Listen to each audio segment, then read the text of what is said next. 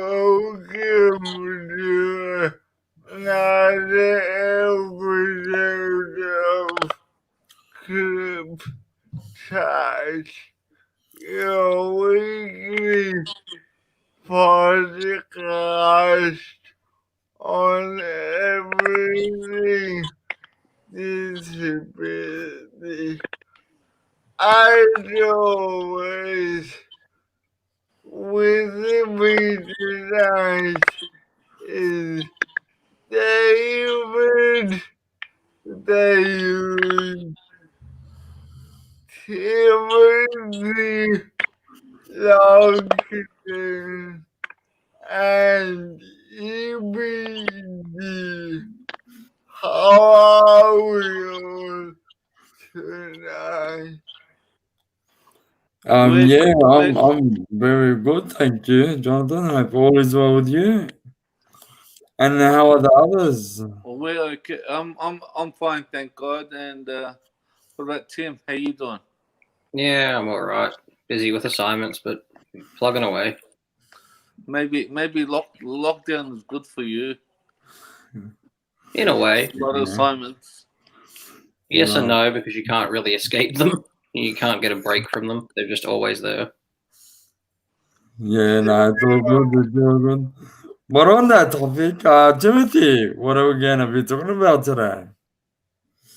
Tonight we're going to be talking about how you can practice good self-care, especially during a pandemic, because that's quite a stressful thing that we're all in this together, and whether we admit it or not, I think we are all affected by stress caused by this problem to a degree of some level. So I think it's important we have a conversation around that. Yeah, well, we were discussing earlier offline our beards. Everyone's got a COVID beard. Yeah. A lockdown beard. That's right. Good stuff. Yeah, that just comes from you just can't be stuffed to shave anymore. Like I've been growing mine before isolation, but I get why many men or people who grow beards in general just can't be stuffed to shave. What's the point if you don't have to go out? Well, I've been growing it since COVID, but I still go to the barber and get neatly done. What about you, Jonathan? well, for me, I have a movement disorder, so I rely on my mom and dad or care to save me. No, But good.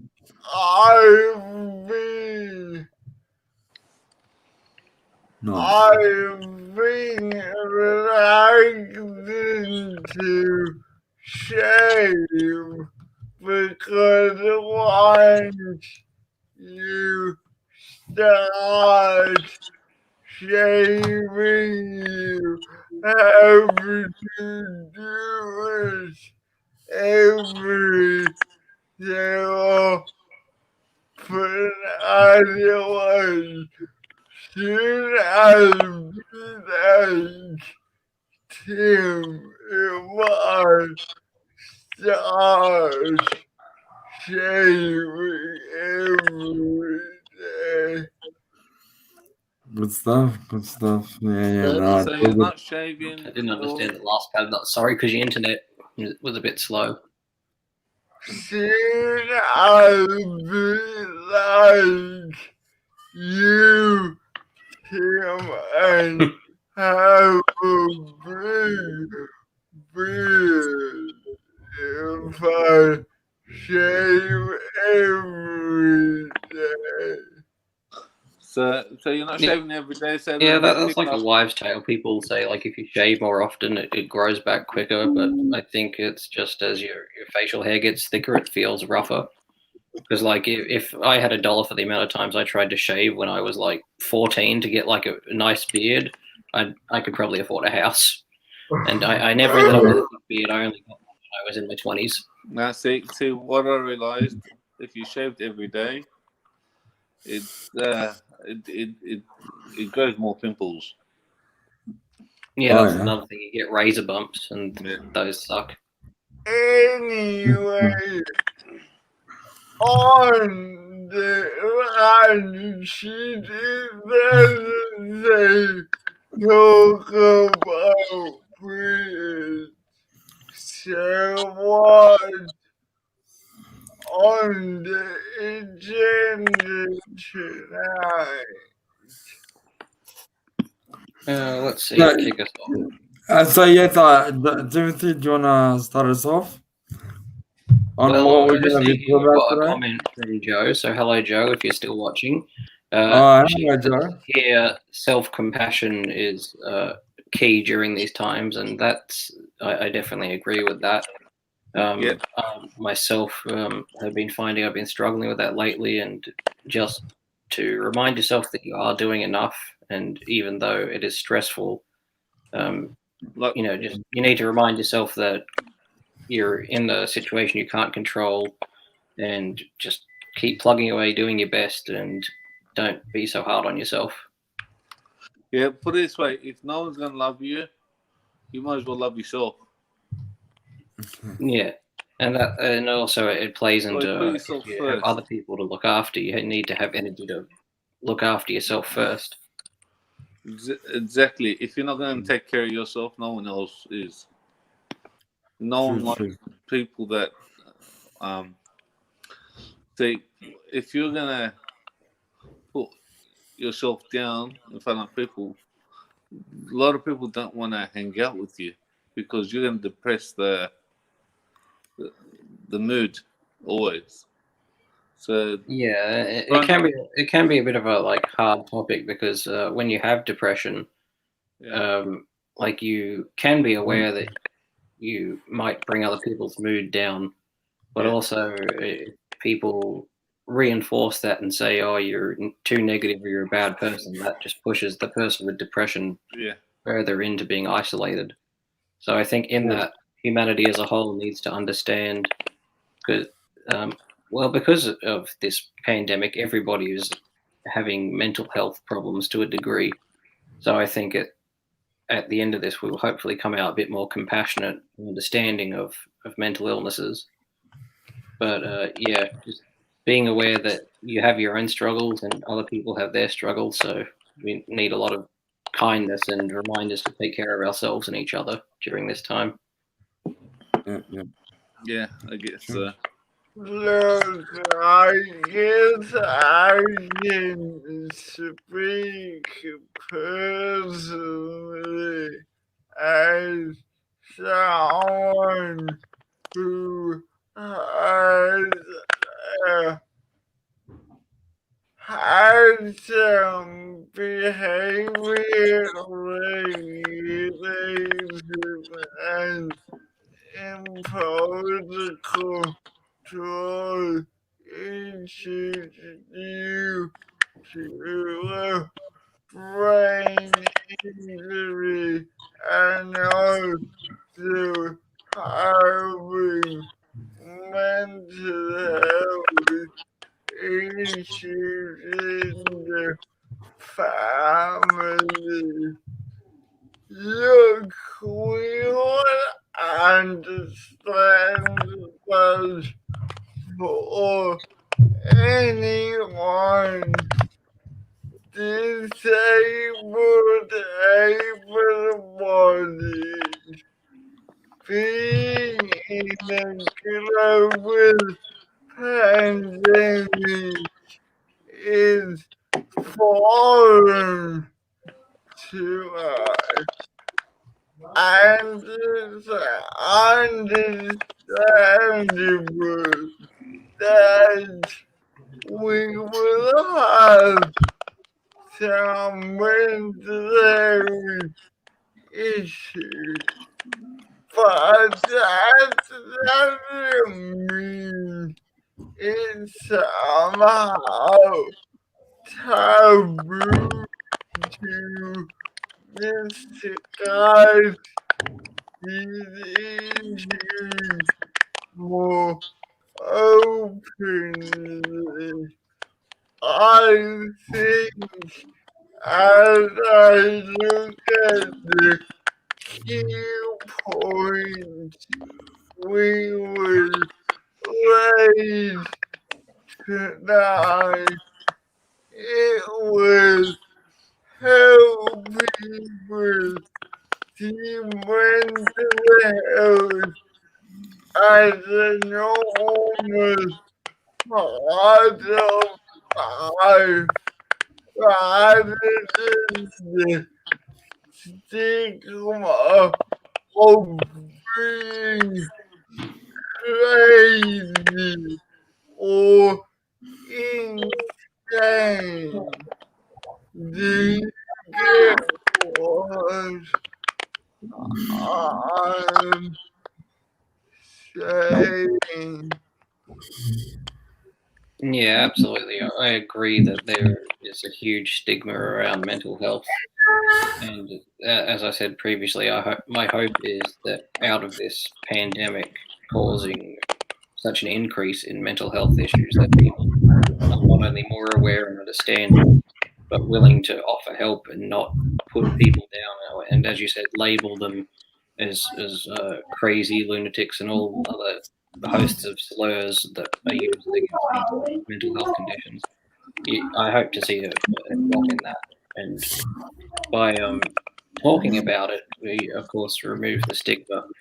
But also, we're not just talking about it; we're talking about solutions or things you can implement in your daily life to make it not as hard, so you can get through those stressful days and come out of this at the end, maybe even a better person because you can use the time to reflect on yourself, improve yourself. But if you don't come out of it improving yourself or something, just even knowing that you have the abilities to get yourself through it.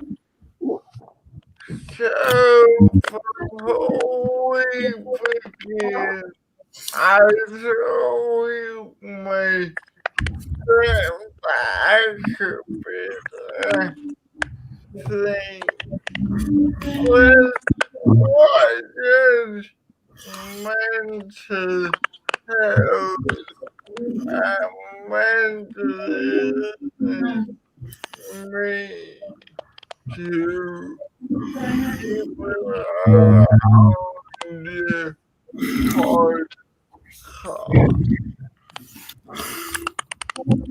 Does anyone want to have a go at defining this, or do you want me to?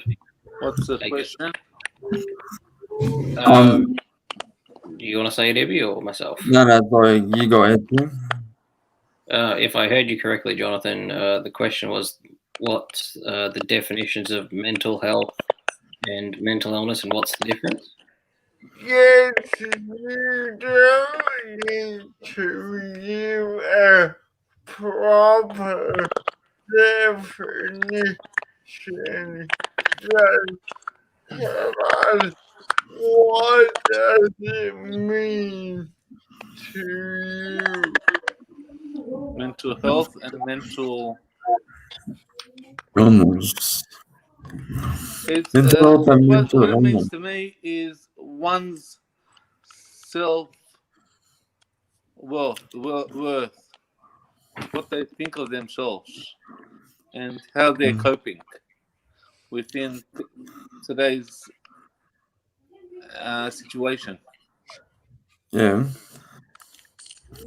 Some people don't think of themselves very well, or think of themselves like they're finding it hard to cope with their situations.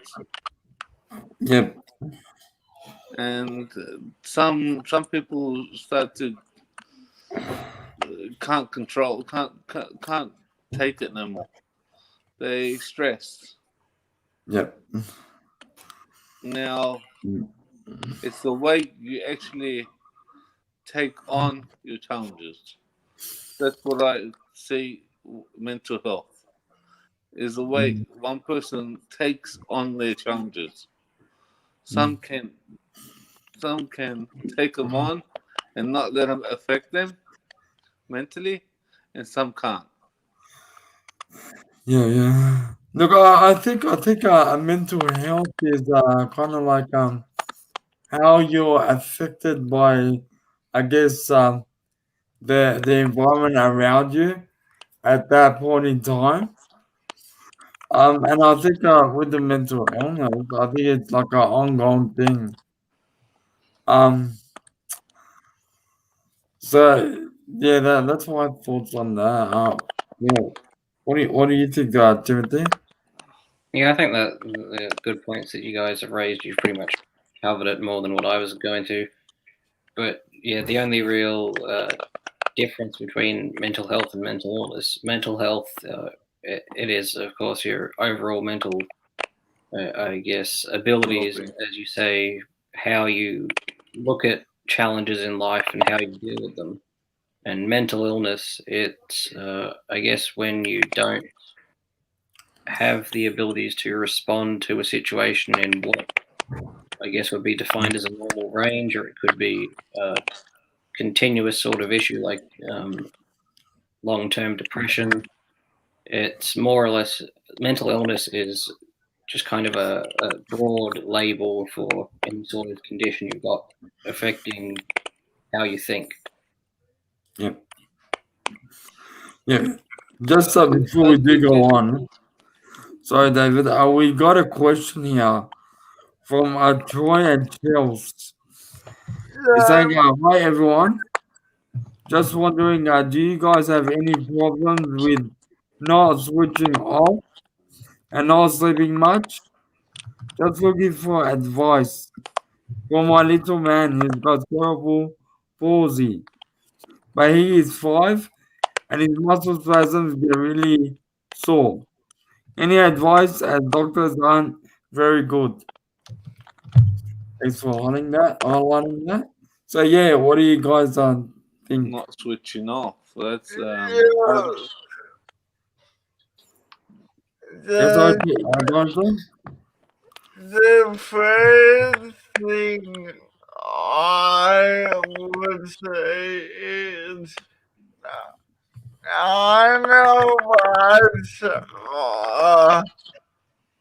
dogs or professionals, but in my limited experience, taking for what it's worth, I find if you're really struggling with multi-spasms, you can either use a heat pack or just before bed, take a warm bath and soak the affected muscle in the warm water. If it gets really severe, there are options such as cortisone injections. But again, I'm not a professional, so maybe see your doctor or even get referred to a pain specialist. Yeah, and I'm no professional either, but I strongly recommend based on experience to massage the leg and yeah, just massage, give it a little massage. It will help relax the muscle. Also, sometimes eating right before you eat, eating before you sleep. I don't know. I don't know. Not directly after you eat, go to sleep. Just have something nice and warm to drink, and not too much caffeine. Yep. Yeah, I think here we were talking about there was a 5-year-old boy struggling with spasms and switching off for bedtime. So fingers crossed he wouldn't be getting anywhere near caffeine. But for people who are over 5 or over 12, I should say, Yeah, we want to avoid the is caffeine. generally a good idea. Yep. Good stuff.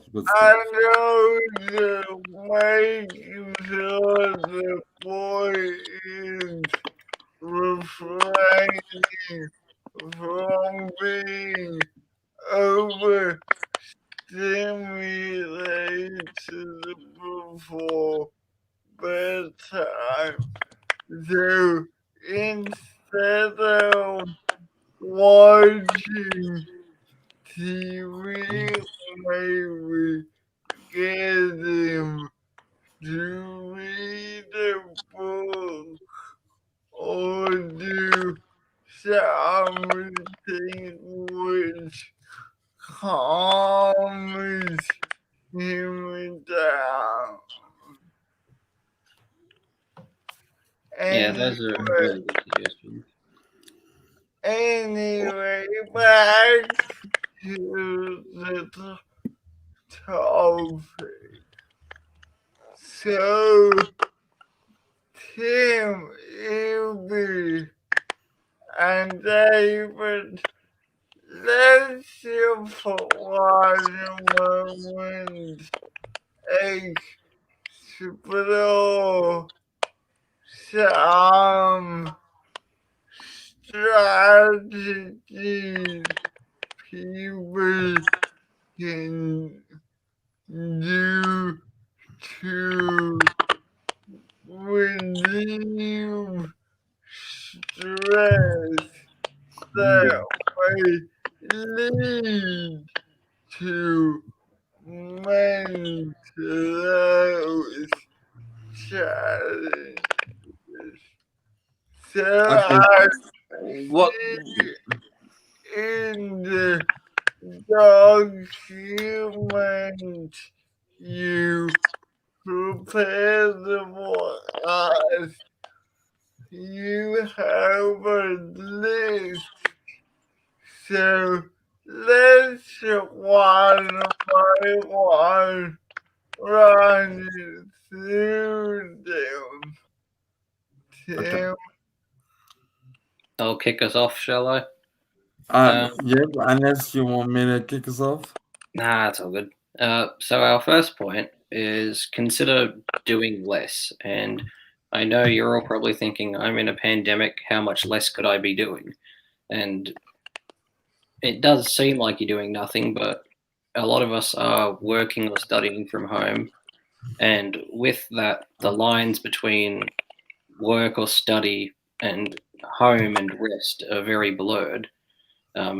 I'll use myself for example. Although it's 7:30 p.m. roughly, when I finish this up, I'll probably go study. Should I do that? Probably not. But I'm also needing to knock off an assignment. So, a way I'd say I could use my example is instead of that, I could actually go to bed early, rest, and then work on my assignment tomorrow. Still plenty of time to go, but actually just having set a boundary between time for myself and resting and work, because when we don't give ourselves a time limit or a clear-cut barrier between what is work and what is home, that's when it gets very stressful. And I find that's been making me very stressed when I go from having chunks of like doing home activities to then working and then home activities. It makes it very confusing.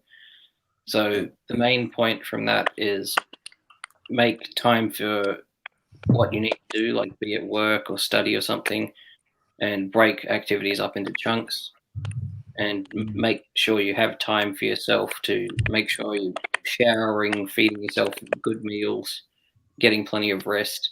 And even if it's just taking out time to play video games or something leisurely or reading a book, anything that is not work or study, to give yourself a break every so often. Yep. Also, one person should always find this one person that they always can confide in and talk to, and whenever they're stressed or whenever they've got problems, that it's nice to have someone to talk to. Yep. And they can confide in. Yeah, exactly. And that could be a partner, that could be a friend, that could be a counselor. That way, it can be just someone you trust.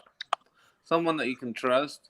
That way, once you speak to that person, and they can help you, and they can help you by telling you we'll get through it together, and you will relax. But also within, you've got work and things on your mind. You always should do some physical work, which will keep your like for example, do a bit of gym like I do. I go to the gym at least twice a week. Yep.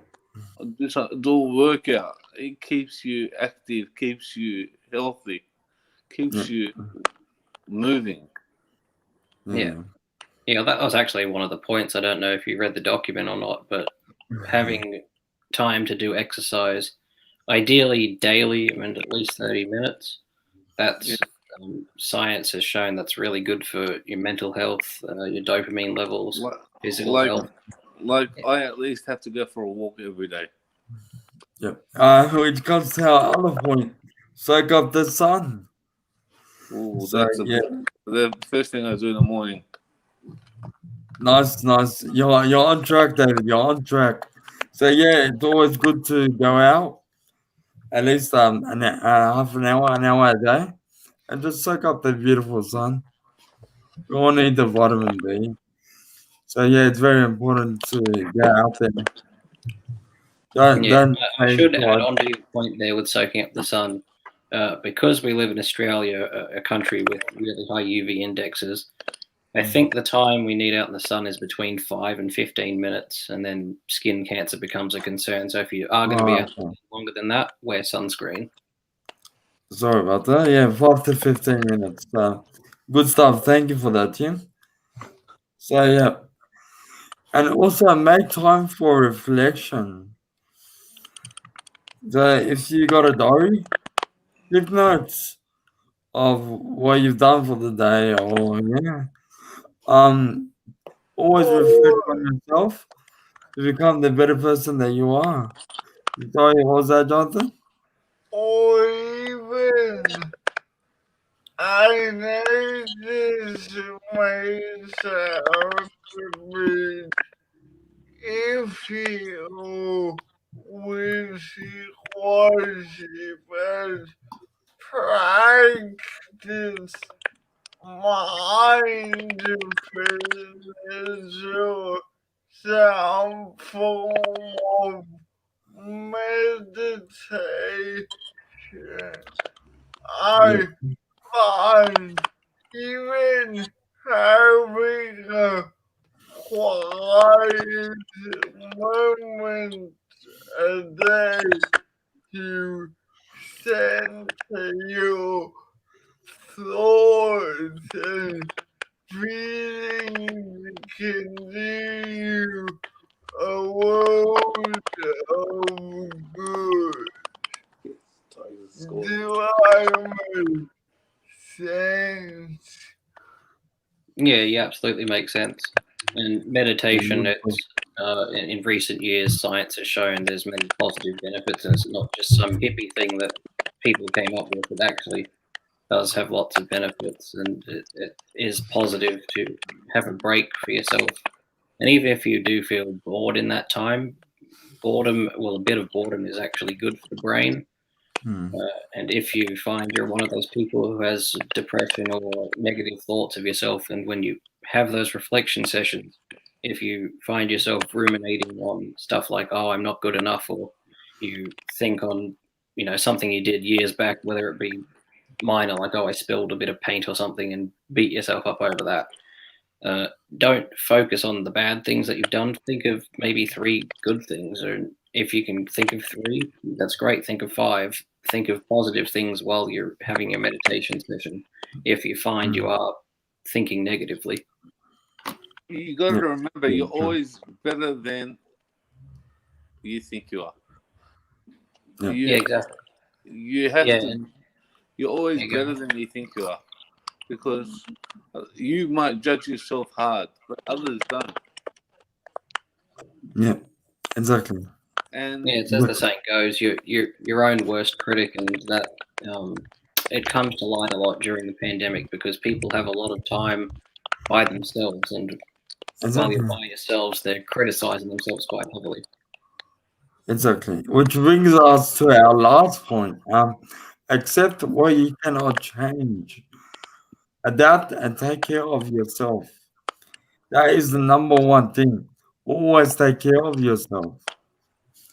Make sure that you're in a good mental state and that you have positive vibes. Otherwise, things will go downhill. Yeah, And but also you don't want that. acknowledging. You don't want that. Yeah. Also acknowledging with the whole positive vibes thing that it also, you can turn that into too much of a good thing can be too bad. So if you are one of the lucky ones who has been really positive through this whole thing, that's great. Keep being positive, but make sure you're one of those positive people who isn't putting people down who aren't as lucky, because I've seen a fair bit of that, unfortunately. So it's okay to be positive, lift people up, but don't do it in a way that puts others down. Exactly. Don't think you're better than others, because we're all in the same boat. Exactly, and I think the term for it is toxic positivity, but that's when people take positivity way over the edge, and they're like, if you've got any bad vibes or you've got depression or anything, you shouldn't be in my life type thing. That's quite the far end of the scale. So everything's a balance. Exactly. And I agree. Look, I guess what I have to say is be positive, but not to a point where you filter out all the negative, because negative aspects of life are there as instinctive warning system that something is wrong, and yet just don't resist it. Listen to what the negative is telling you about what may be wrong in your life. Try to correct it before it makes an even bigger problem. Exactly. Good point. Where I'm coming from. Yep. I agree. I totally agree. What one can do if you haven't got problems, but if you don't feel like you got problems, but if you know someone probably needs someone to talk to, at least call them once a day to see how they're doing and see Exactly. if they need I any agree. help.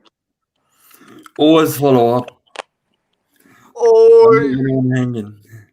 or use technology such as Zoom or Skype.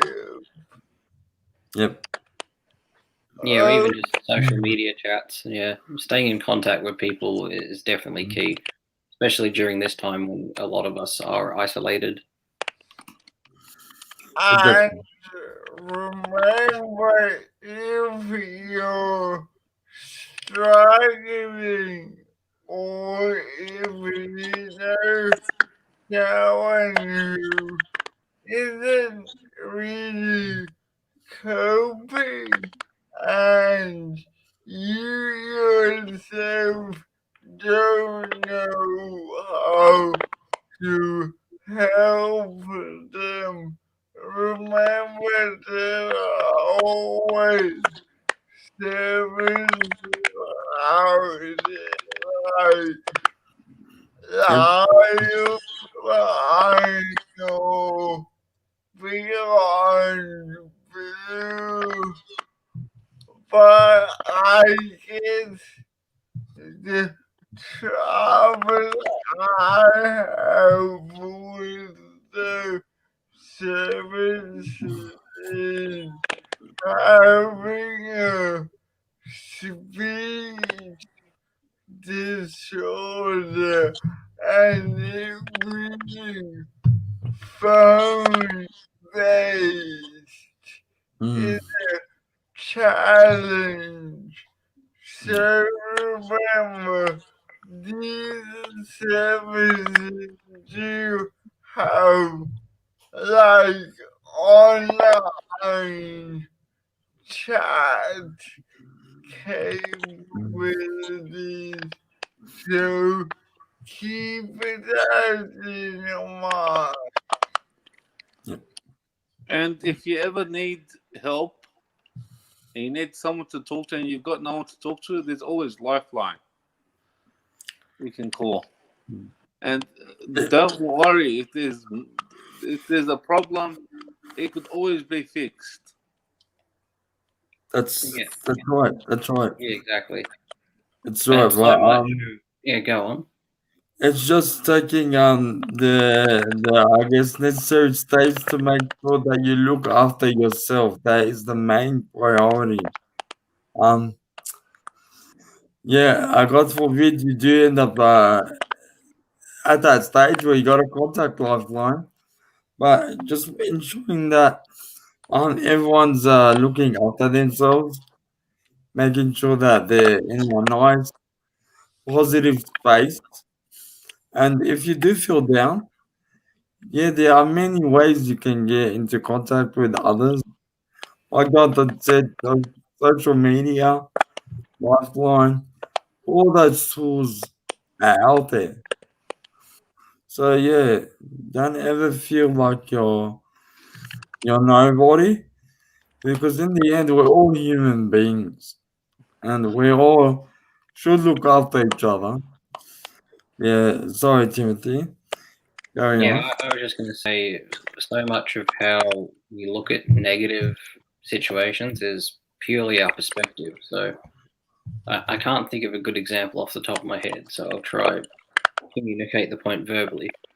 But if you're a person with depression, you're in a frame of mind where you can only really look at everything happening around you as a depressive thing.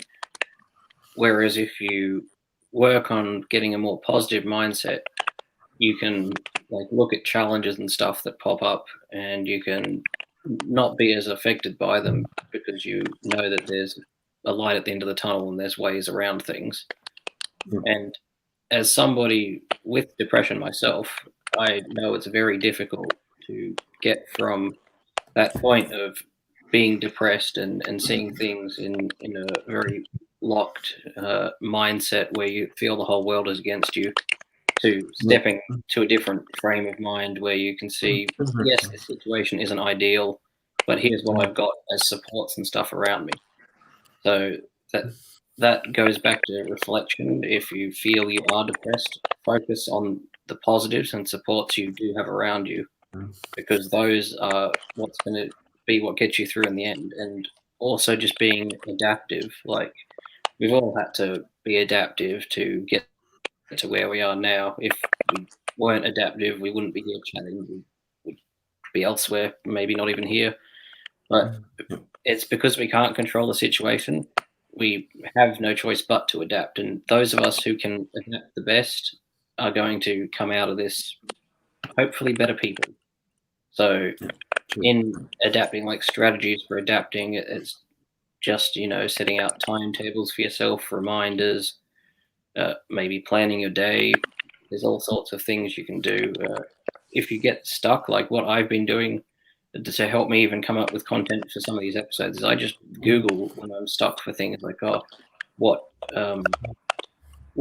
stress management techniques are there out there, or what, I guess, services are available, or how to create like a planner. The internet is a really useful tool, especially during this time. So don't be afraid to Google things if you have to. Yeah. One that I suppose that I would make sort of countering your point about emphasizing people on the other side of the spectrum. If you see people behaving uninhibited or more imposing online in the comments and posts they make. Why they made us video personality, there is a possibility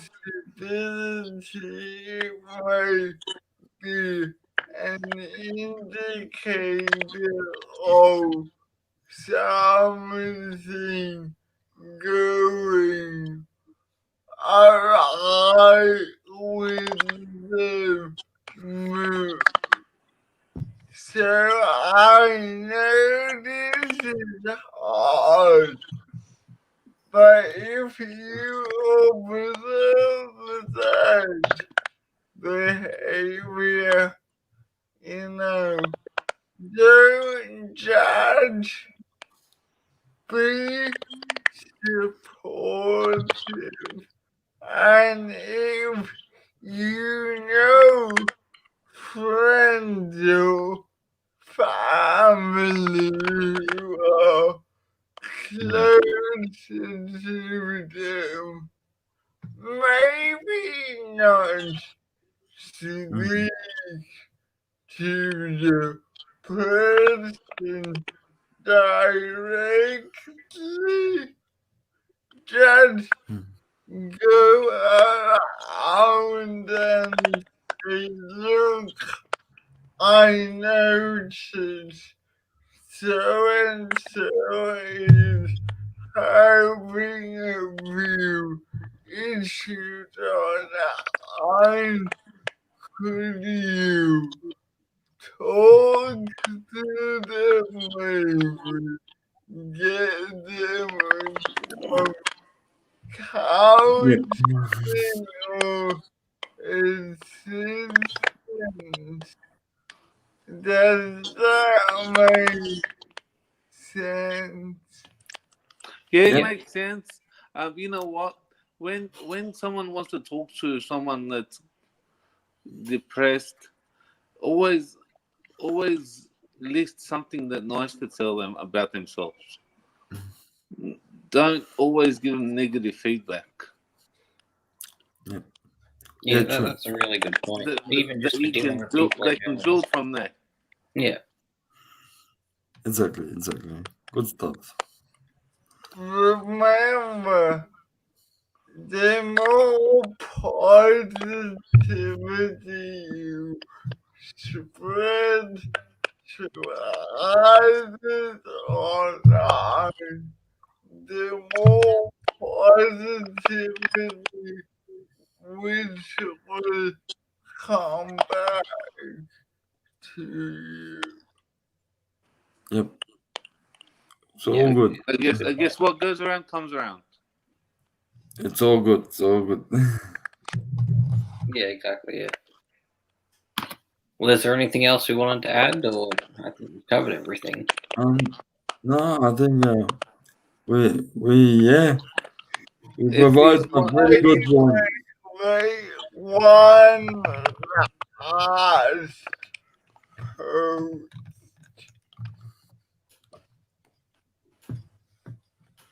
You're welcome, Joe. And we're so glad you could join us on the podcast. You said thank each of you guys for your input, and he put the smiley face. Nice. Well, thank you for sitting through our ramblings, Joe, and to everybody else watching. To Yeah. Joe and all our viewers, you're the main reason why we do voices. Sometimes it's hard work. Sometimes the internet fails, but our reward is knowing that you, the viewer, are more well informed and connected. yeah, our Good stuff. once we know someone has benefited from our podcast, that brings us pleasure. Yeah. It's we're always glad to help others. It's what we do in the community, and yeah, thank you for being a part of the podcast, and thanks to everyone who's viewing it as well. Thanks for everyone viewing, and if you need us to talk about a subject or you would like us to talk about a subject, please put it in the comments, Yep. and Let us know. we'll view it and Yeah. we'll put it in consideration. Cool. And the only thing you can possibly do for us is to help us to grow the podcast. Remember to share, like, tweet, retweet, and I guess, yeah.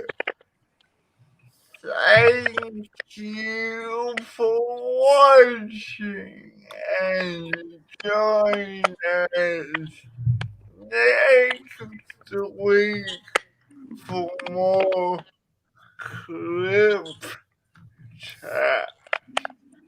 And also subscribe on your favorite podcast